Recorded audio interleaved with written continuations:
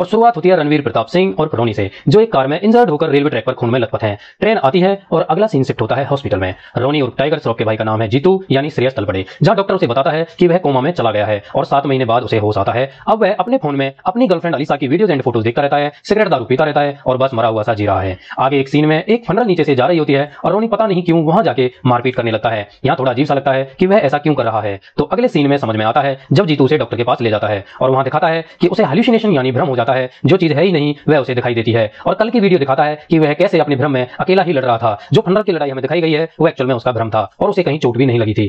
तब हमें समझ में आता है कि यह सब वह अपने भ्रम में ही कर रहा है। लेकिन इसका खुलासा मूवी में असल में तो आगे जाके होता है। डॉक्टर जीतू को बोलता है कि उसके साथ कोई ट्रेजेडी तो नहीं हुई है, कोई लव स्टोरी तो नहीं है जिसका असर इसके दिमाग में हो। तो जीतू उसे बताता है कि एक्सीडेंट के बाद वो अलीशा नाम की लड़की का नाम लेता रहता है, जबकि वह उससे तो कभी मिला नहीं है, ना ही उसकी कोई पहचान मिली है। तो ऑडियंस के लिए यह थोड़ा सा इंटरेस्ट बन जाता है कि अब ये अलीशा है कौन। आगे के सीन में ओलिविया नाम की लड़की, जिसका किरदार सोनम बाजवा निभा रही है, जीतू को कहने से उसका दिमाग शांत और दिल बहलाने के लिए आती है, जिसे वह अलीशा के बारे में बताता है। और कुछ लम्हे हमें रोनी और अलीशा के दिखाई जाते हैं और बहुत जल्द ही ओलिविया की लव फीलिंग्स रोनी के लिए दिखाई जाती हैं, या कुछ ज्यादा ही जल्दबाजी दिखाई गई है। शायद मेकर्स एक ही पैकेट में भरपूर मसाला देना चाहते हैं।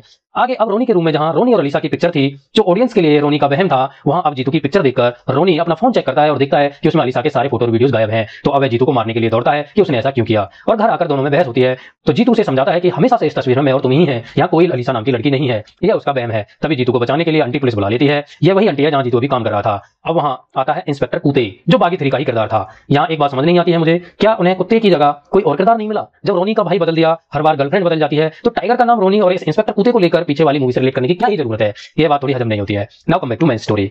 यहाँ कुत्ते और रोनी की झड़प होती है और एसीपी तभी वहां पहुंच जाता है। रोनी उसका भी कॉलर पकड़ लेता है, मगर एसीपी उसे टॉर्चर नहीं करता है। नहीं तो वही डायलॉग टाइगर को बोलना पड़ जाता, जो ये तुम्हारा टॉर्चर है ना, ये मेरा वार्म अप है।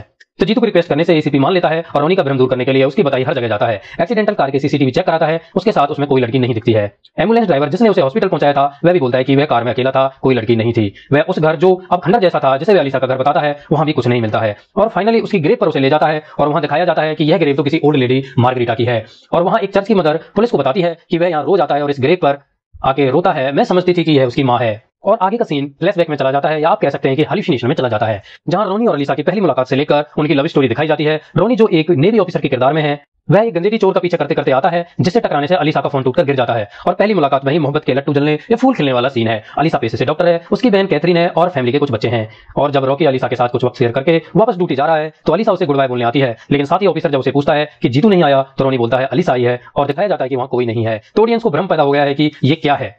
लेकिन रोनी अभी यह मानने को तैयार ही नहीं है। तभी उसे अलीशा की बड़ी बहन कैथरीन दिखाई देती है, जो एक शमशान घाट में जाती है। रोनी उसके पीछे भागता है और उसे अलीशा के बारे में पूछता है, तो वह बोलती है वह तो प्रियंका है, वह किसी कैथरीन और अलीशा को नहीं जानती है। एसीपी उसे बोलता है चल बहुत हुआ तेरा ड्रामा, और फिर से एसीपी का कॉलर रोनी के हाथ में।